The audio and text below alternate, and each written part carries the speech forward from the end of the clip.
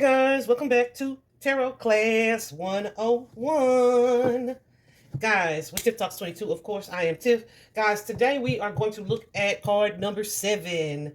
Number 7 uh, in a tarot deck, a traditional tarot deck, is going to be the Chariot. Okay? The Chariot, I feel like it's very similar to the Lover's card in that I feel like the meanings can be kind of layered. Like it's a lot of things you could get from it, which is why the cards surrounding it, or um, like with all tarot though, but the cards surrounding it or whatever it is that clarifies the Chariot is going to be super important. And of course, like the type of reading that you're doing. First off, let's talk about this number 7 energy. The number 7 is all about spirituality. It's about wisdom. It is about divine wisdom. It can be about knowledge as well. So the energy of research goes with this card. Also, number 7s are about reassessment, reflection, planning, preparing to make decisions, right? And I think that, man, that is why when I shuffle my cards, I literally shuffle 7 times each whatever deck that I'm using, because it's like, okay, I want to come from a space of divine wisdom, and yeah, it's a whole little thing. Anyway, that's why I also don't be shuffling on camera, because most of the time it take a little while, y'all. 7, but anyway, it's a very special number to me. So the Chariot card also is the number 7. Let me show you what the traditional card looks like. I'm gonna show you this one. Don't mind the little splotch there where the ink is rubbing off, right? So we see the charioteer, the person driving the chariot, is in position, right? He's in position in the chariot that's being led by 2 things, right? Those 2 things are sphinxes. For me, sphinxes are a symbol of, or are a spiritual symbol, but also they represent the energy of strength, of divine power, wisdom, etc., right? You have one that is black, one that is white. So those could kind of represent the conscious and the unconscious, or it could just represent 2. You see that angel light? Yeah. It can represent two different energies about one certain thing. It can represent 2 different people, 2 energies within one person, however it is you choose to interpret it. But we see they're black and they're white suggest opposition or opposing positions or stances on something, right? Like I said, we have him in position to drive the chariot. However, notice that the sphinxes are seated, so he's probably not moving or driving anywhere. The chariot card is also connected to Cancer in the zodiac. You can see he has his armor on and his uniform, suggesting like that hard outer shell or protective type of energy, and it's a canopy over his chariot, right, with the stars. The stars suggest the connection to the 12 zodiac signs, but also the canopy and the armor suggest an energy of protection, right? Protection. And with this card being, you see I was gonna say being connected to Cancer energy. Yeah, this card is connected to intuition as well. You can see the water behind him in his chariot, the water depicting emotions, which is suggested, which is also connected to intuition, right? Yeah, what else is significant about this card? Because the intuition, the water is behind him, and the sphinxes are also seated, you can tell that this card is not a card where it's like, time for you to go, right? It's like nothing about this card says get up and move. But this is also a matter of interpretation. They are the same way, like I said, in this traditional card, everybody's seated here. On this more modern card, this modern witch tarot deck, the Chariot, we see the sphinxes seated, and she just happens to be on a motorcycle. Motorcycles are kind of known for speed, right? So this could be the energy of someone being ready to go, wanting to go, prepared to go, or thinking they're prepared. However, the people who are pulling this thing, they ain't ready. So there's something else that needs to be looked into. So this is the difference, right? Pay attention to whatever deck you feel guided to use for the reading. There's always purpose in that, okay? But like in either of those decks, where the sphinxes are seated, I would be like, okay, don't move yet. However, Goose is going crazy. However, when I'm guided to use this particular deck, the Light Series Oracle deck, and we get this Chariot card, what do you think this means? Baby, those horses are up. They are already in motion. They're not waiting.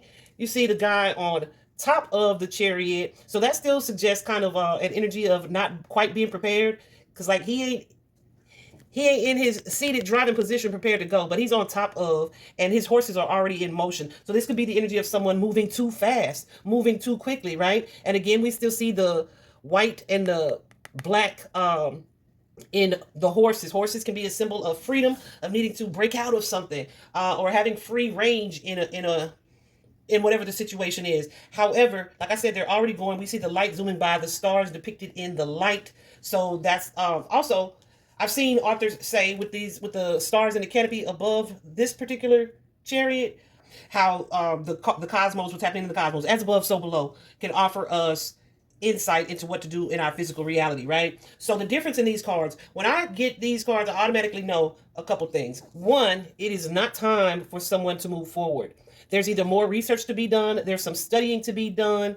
Um, there is something that's kind of in opposition, where someone may not be seeing eye to eye on something, right? But often the chariot is interpreted as, you being told to kind of go for it. But I feel like strongly it is a card that's going to always need clarifying, because this could be something that you need to go for, right? You need to move towards something, but there's an energy of caution because everything that's surrounding this go ain't quite ready, such as the people pulling the cart, right? The Sphinx is pulling the chariot.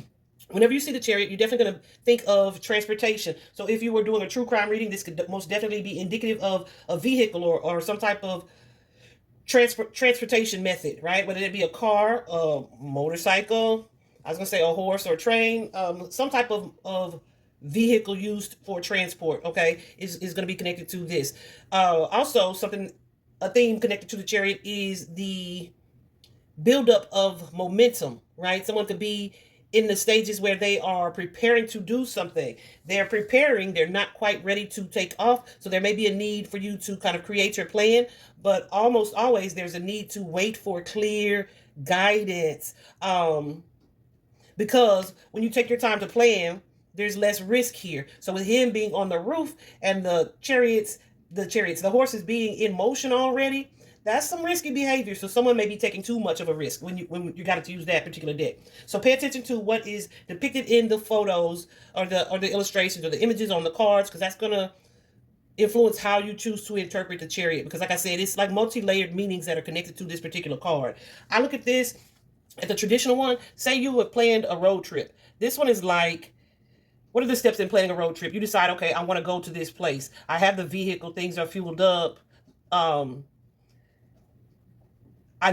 may know kind of what I want to do as far as the game plan, where I'm going, when I'm going to arrive there, etc. But the chariot suggests that you may need to revisit your itinerary, double check with your passengers, make sure everybody's on the same team. This is like, we can start kind of packing our luggage, but don't put it in the car just yet, right? It's that type of energy. Or if we can load the car, but we still have some things we need to talk about, okay? So that's the chariot. So when we see the chariot, it usually suggests that there's a need for you to take your time before you rush forward. There is momentum building when it comes to the chariot, and you're going to need to trust your intuition regarding when it's time to move. Try not to move too hastily, because there could be additional research or something that needs to be put into a written plan of some sort before you take the action that you need to take, all right?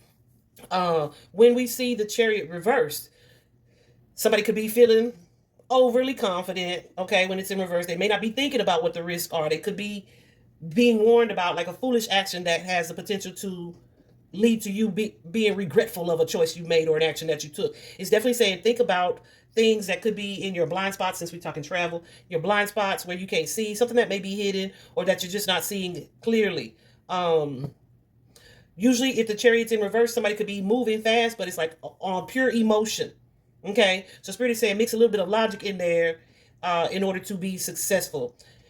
Another major theme with the chariot period is focus and determination, which can be also, your passion for something or emotion behind something. But if it is not corralled and is not planned, that can often look like something that's out of control. And so this card can also indicate you needing to get back on track and move back to a place where you are focused, determined, and have your eye trained on the goal specifically, right? But also be sure to wait for guidance before you do what you do, so that you know that you're successful, right? So when it's in reverse, there's a little bit more risk involved. Not that there is not risk when it's upright, but I feel like when it's in reverse, it's like, whoa, there's a big old caution sign that somebody might be ignoring, okay? We already talked about the numerology of the number 7 there. Yeah, which may be telling you to kind of think deeper as well. Like I said, do some additional research, etc. So in a love reading, when I see the Chariot, y'all, it depends on which of these types of decks I'm using or I feel guided to use. But most of the time, I use traditional tarot. A lot of people now, they like to use the more modern ones because I feel like the modern ones give you, they might make you think a little less, right? They enable you to think a little less, but I'm an analytical person, so traditional tarot is the one for me. Okay, not that I don't love y'all, y'all know I love y'all too. All right, but whatever deck that I'm guided to use, whenever I'm guided to use it, there's always a purpose and a reason for that, even if I don't realize it at the time until I start to read it. But in a love reading, this could indicate like a whirlwind type of romance, and that's good, right? Sure, until it ain't, because usually when we listen to the sirens. They said, yep. Usually when something's like a whirlwind or it's moving fast, it's like, how are you going to maintain that speed? How are you going to keep up with that momentum? What are the flags that you ignored or what could you have possibly missed because you were moving so fast in this whirlwind? It's usually like the energy of perhaps the honeymoon phase and it's full speed ahead, but those rose-colored glasses can cause you to not see things because it's rose-colored. Okay. So yes, there may be in the Chariot that you may be moving too quickly in a relationship, and then the Sphinxes also play a major role in that. This card is a reminder to make sure that you and the person that you're trying to move forward with are on the same page about where the relationship is going, right? How can we take what I want and what they want and put those things together so that we're able to move forward in unison, right? If we're able to do that. But this card tells you to figure that out before you keep going full speed ahead. All right, definitely indicates that clear communication is needed, a little bit more research, look into some things, right, to see if you are as compatible as it feels like, seems like, or hopes, or that you hope for. Okay, in a career reading, the career reading with the Chariot, it's the same energy. It's going to tell you to weigh your options carefully. Research what your choices are, whether that be researching the company or researching the job, right? And definitely take some time to create a plan or business plan before you move forward into whatever the endeavor is or the opportunity is, all right? Yeah, because it's like, it may seem like a fantastic company. The benefits may be amazing. Then you may get there and there's something they didn't tell you about, dress code, or like read the contract, do a little research on the company. How happy are the employees within the company, right? So that's a caution sign as well. From a spiritual or personal standpoint, this one's a little more interesting. You may be looking for some type of clarity or in pursuit of some type of happiness. However, there could be some hesitation where you are analyzing things, right? And being cautious about it, and rightfully so, but there could be too much hesitation when Spirit is telling you to explore an idea or get clarity on something. It's like, yeah, start working on getting that clarity. Like you need to look for it. You need to look into it. You need to research this. This could be researching new spiritual practices, researching new methods of healing, etc. This could be something like you deciding that you're wanting to move into something that you may not be prepared for. I had he is not a friend. I did a reading for a relative of his, a true crime reading, and yeah, so we just developed a connection in that way. Amazing man, but he was contemplating doing ashwagandha, and so he reached out to me to ask me what I know about that, and that is chariot energy in a spiritual sense. Okay, so it's like exploring what other people's experiences may be. What is it that getting clear about what it is that you're looking for, what your goal is in using it, and then also researching the provider who's going to be offering that experience to you, right? So yeah, that before you decide, like, let me book this trip to Colombia. No, research, and then trust your intuition before you move into this new practice, okay? All right, I hope this was helpful, guys. We're going to move on to the next card. See you next class. Oh, I'm saying see you next class. Let me be clear. I'm not really showing my face on this because this class is not about me. This class is about this card and the information, right? So I don't want y'all to be so focused on Tiffany and her expressions that you're not hearing what I'm saying. So that's why I was like, keep me out of it. All right. See you next class.